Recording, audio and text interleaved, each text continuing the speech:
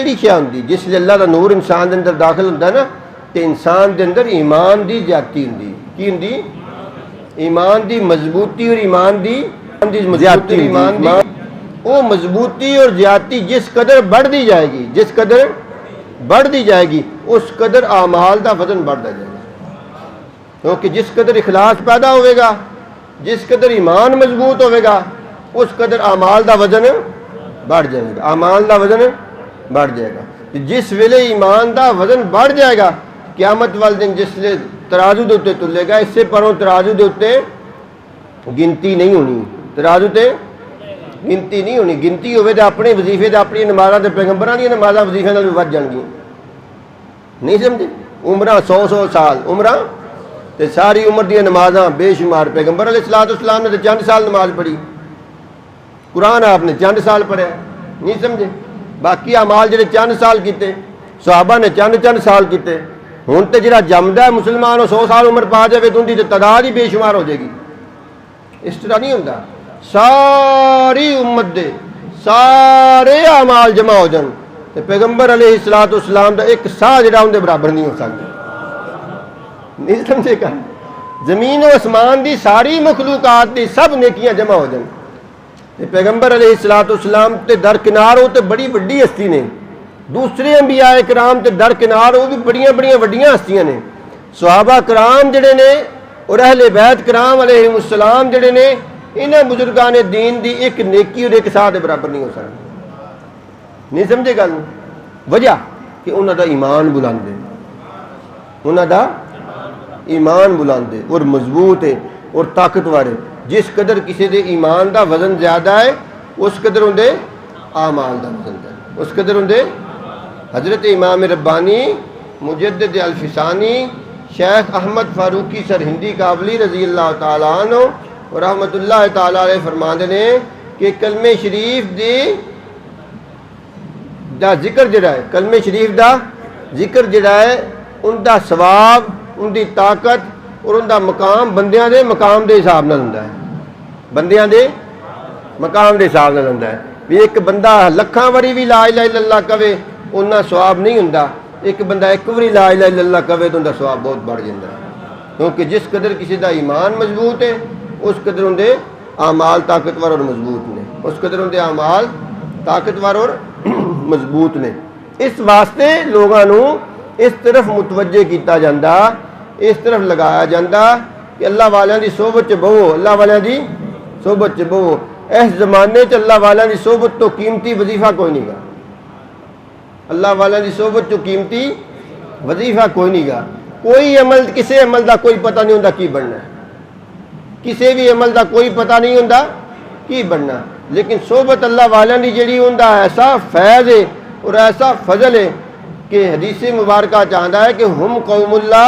यशका जलीसुहुम ये लोग बहन वाले जड़े ना अल्लाह वास्ते बहते ने अल्लाह के जिक्र वास्ते बहते ने अल्लाह वाले जड़े लोग ने ये ऐसे लोग ने कि इन्हां दी मजलिस रहने वाला कभी बदबख्त नहीं रह सकता फिर दूसरी हदीस मुबारक चाहता है कि लोग जड़े अल्लाह वास्ते एक दूसरे को मिलते हैं जोड़े लोग अल्लाह वास्ते एक दूसरे को मिलते हैं उन्होंने जुदा होने तो पहले अल्लाह उन्होंने गुनाह माफ़ कर देता जुदा होने तो पहले अल्लाह पाक उन्होंने गुनाह माफ़ कर तीसरी मुबारक हदीस आमदा है कि क़यामत वाले दिन 7 बंदे किन्ने बंदे अल्लाह के अर्श के साए थले होंगे जिस वेले कोई साया नहीं होना उनके विच 2 किस्म के वो लोग होंगे जिहड़े अल्लाह वास्ते एक दूसरे को मिलते सन अल्लाह वास्ते एक दूसरे को ये सारियां फजीलतां और बरकतां बगैर कुछ पढ़ियो बगैर कुछ गुड़ियों बगैर कुछ कीतियों सिर्फ मजलिस बैठने नाल हासिल हो जाएगी कितनी बड़ी सआदत इस सआदत नूं गनीमत समझो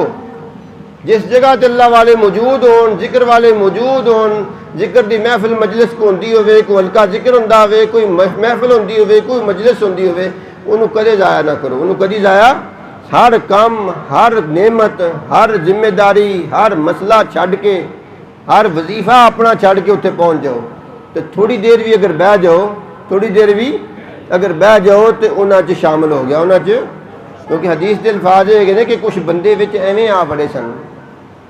कुछ बंदे विच एवें ही आ बड़े सन उन्होंने कोई मकसद नहीं सी उन्होंने कोई मकसद ना वो जिक्र करना आए, ना वो नीयत लैके आए, ना कोई पाबंदी सी, ना ज़हन च कोई अमल करने का ख्याल सी। वो सिर्फ बंदियां बैठिया नूं वेख के विच बह गए, या किसी हफ्ते होर काम मतलब आए तो उन्हां विच भी बह गए, उन्हां विच भी बैठ गए। फरमाया हुम कौमुल्ला यशका जलीसुहुम, फरिश्तों गवाह हो जो कि मैं उन्हां नूं भी बख्श दिता, उन्हां नूं भी इस वास्ते कि इन्हां दे कोल बहन वाला जिहड़े पहले बैठे सन ना डेरा जमा के, जिहड़े पहले बैठे सन डेरा जमा के उन्हां दे कोल बहन वाला भी बदबख्त इस अमल नाल उत्ते कोई अमल हैगा? कोई अमल नहीं। इस जमाने च बेशक कोई अमल नहीं है। इत्थे कोई अल्लाह वाला बैठा नजर आवे, अल्लाह वालियां दी बरकत हुंदी। वो जी पहले बुजुर्गों वर्गे होने वाले बुजुर्ग नहीं है,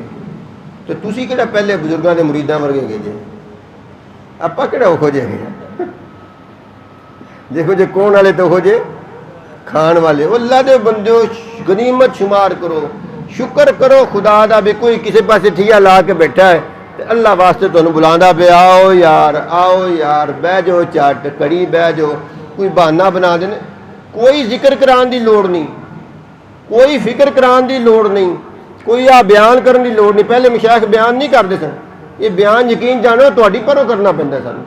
असीं किहड़ा बयान करने वाले बंदे हैं? कोई भी फकीर बयान बून करने वाला नहीं हुंदा, ना उन्होंने बेचारे नूं बयान आंदा ही हुंदा है।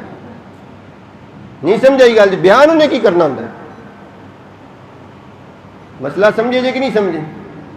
ये बयान तुहाडी परों करना पैंदा भी तुसी इस गल ते लगे जो होए जे भी कोई कन्ना च आवाज़ पवेगी तो फिर झट असां बहना है, फिर झट असां बहना, तो जे आवाज़ ना पवे तो फिर बहना नहीं। इस पर बयान मजबूरी करना पैंदा है भी झट घड़ी घंटा तुसी बैठे रहो, तो ना मालूम अपने जो किहड़ा नेक बंदा है, किहड़ा अल्लाह का पसंदीदा है, किहड़ा अल्लाह का बरगुजीदा है, किंदी वजह नाल तुहाडी भी बख्शिश हो जाएगी, मेरी भी हो जाएगी। मेरे तो जिम्मे इकट्ठे करना है ना, तो बहाना है, तो मैं यही कर सकना। मैं इस तो बाद मेरे इख्तियार च कुछ भी नहीं है, अगे उनके अपने इख्तियार च सारा कुछ। तो मैं तो बहा के इकट्ठे करके गुजारिश कर दिना भी मालका तेरे मेरे हथ बन्ने ने तेरे अगे, मैं इन्हों खिच तरू के किसी ना किसी आने बहाने किसी ना किसी लालच ने इकट्ठे करके बहा दिता है। हुण फजल तू करना है, वो मेरे वास हुंदा तो मैं तो हुण करी बैठा हुंदा, मैं तो हुण